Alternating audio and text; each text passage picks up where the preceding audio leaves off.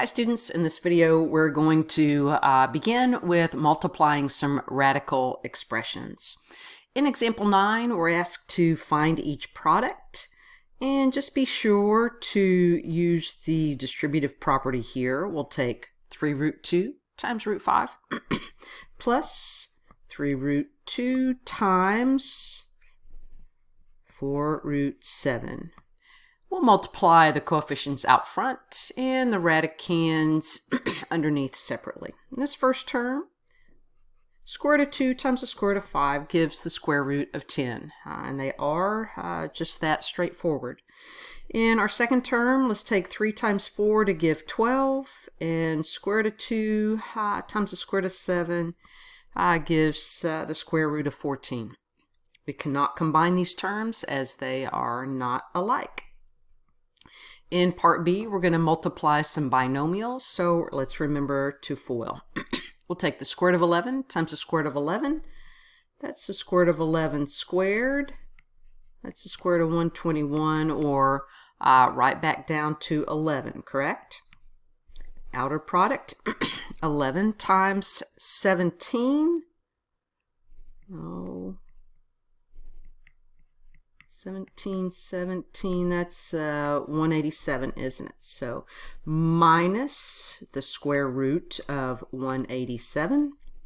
Inner product is plus the square root of 187, and we know what's going to happen there, don't we? And lastly, that's going to be a minus square root of 17 times square root of 17 is 17. So just like with our special products before, those inner and outer terms are going to cancel, giving us 11 minus 17, or negative 6. Now, these two binomials are special, and they are called conjugates, where we've got the same terms along with a plus and a minus.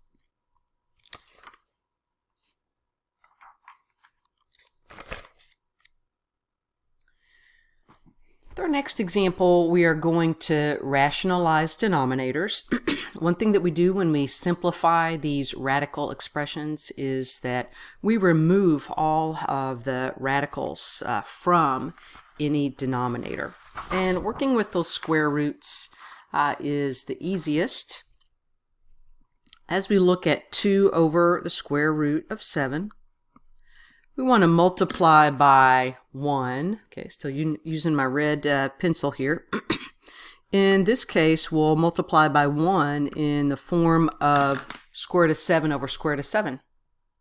Because in the numerator, that gives us 2 times the square root of 7. And in the denominator, square root of 7 times the square root of 7 is the square root of 49, right? But right back down to 7. This is considered a simpler form than what we started with, as it does not have a radical in the denominator. Now, if we're dealing with cube roots, things are a little bit different. Okay, with square roots, we wanted to create a perfect square in the denominator, square root of 49. With cube roots, you want to create a perfect cube in the denominator. Right now, we're looking at a cube root of 4 in the numerator and a cube root of 9 in the denominator. We can turn that 9 into a 27 by multiplying numerator and denominator by the cube root of 3. Okay, again, that fraction is just 1, isn't it? All right, so we've got a cube root of 12 in the numerator over a cube root of 27 in the denominator. And the cube root of 27 is 3. And this is considered to be a simpler form than what we started with, because we've removed that radical, the cube root, from the denominator.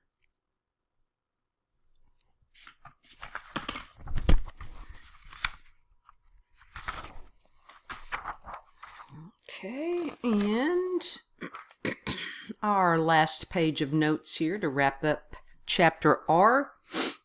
We want to simplify each expression. Assume all variables represent positive real numbers. Now this part A is going to take us a bit of time here. we're going to pull out as much from those radicals as possible first, and then we'll see if we need to rationalize the denominator. The numerator, I'm going to write that as the cube root of a cubed times a squared times b, seeing that we'll be able to take the cube root of a to the third, won't we? In the denominator, let's write this as the cube root of a squared times b to the third times b squared. Now let's take a step where we take as much out of the radical as possible. The cube root of a to the third is a, but the a squared times b stays underneath. Denominator, cube root of b to the third is b, but the a squared b squared stays underneath. Okay, so we've taken as much out as we can. Now we're going to rationalize that denominator by multiplying by 1 in the form of cube root of ab over itself. Why, you might ask? Well, as we multiply, in the numerator, these are both cube roots, so we can multiply the radicands. A squared times a is a to the third, and b times b is b squared. And in the denominator, we've got a b times the cube root of a cubed b cubed. So multiplying by the cube root of ab over itself is going to give us a couple of cubes underneath this cube root that we can then pull out of there. Okay, so let's take this a step at a time. In the numerator, cubed root of a cubed is a, and when we bring that out, a times a is a squared. B squared stays underneath. That exponent's too small to pull out. In the denominator, cube root of a cubed is a, and the cube root of b cubed is b, times the b that's already out there is a b squared. This is looking pretty good. I think as just a last step here, we'll reduce by using our quotient rule. A to the 2 minus 1 is a, isn't it? So final answer is a. Cube root of b squared over b squared. What did we do there? We pulled out everything possible and then we rationalized in the end. Part B, here we've got a subtraction problem. Let's go ahead and simplify things a little bit here first, okay? These are fourth roots, aren't they? Well, we can't take the fourth root of 6, but the fourth root of x to the 8th is x squared. So let's write this first term as the fourth root of 6 over x squared. And our second term, separating, that's the fourth root of 3 in the numerator, and the fourth root of 16 is x to the fourth. You can kind of think of dividing there, can't you? 4 divides into 16 4 times. 4 divides into 8 twice. And then just maybe, check that out. Well, x to the fourth times itself 4 times is indeed x to the 16th, isn't it? Well, let's see. Those are fourth roots, and denominators are different.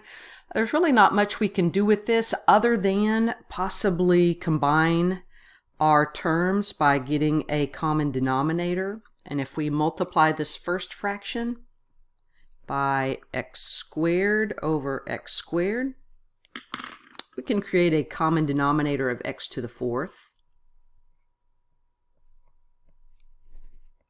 All right, so we've got a fourth root of 6x squared over x to the fourth minus the fourth root of 3 over x to the fourth. And all we can really do is write this as a single fraction, fourth root of 6x squared minus the fourth root of 3 all over x to the fourth. Don't do anything crazy there by trying to combine those terms in the numerator, as they are not alike. Final problem, example 12, rationalizing a binomial denominator. We're going to use what we saw back here in example 9, how multiplying those conjugates is going to eliminate the radical.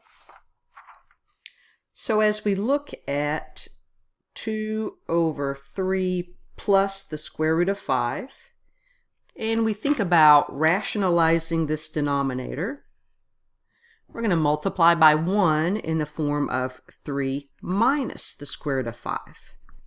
3 minus the square root of 5 over itself, okay? Why 3 minus root 5? Because this is the complex conjugate of 3 plus root 5. Now just multiply. In the numerator, we've got 6 minus 2 times the square root of 5. Denominator, let's say 9 minus 3 times the square root of 5 plus 3 times the square root of 5 and minus square root of 5 times square root of 5 is 5. So in the denominator, we see those opposites canceling out. 6 minus 2 root 5 in the numerator. 9 minus 5 is 4 in the denominator.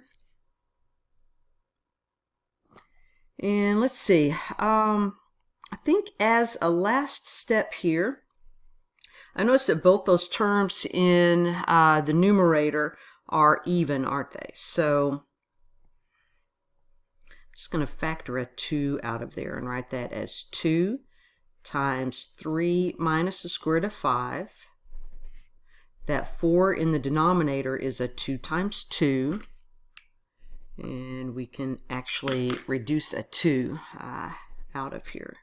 Final answer, 3 minus the square root of 5 all over 2. Good luck on those, and that wraps up our Chapter R notes.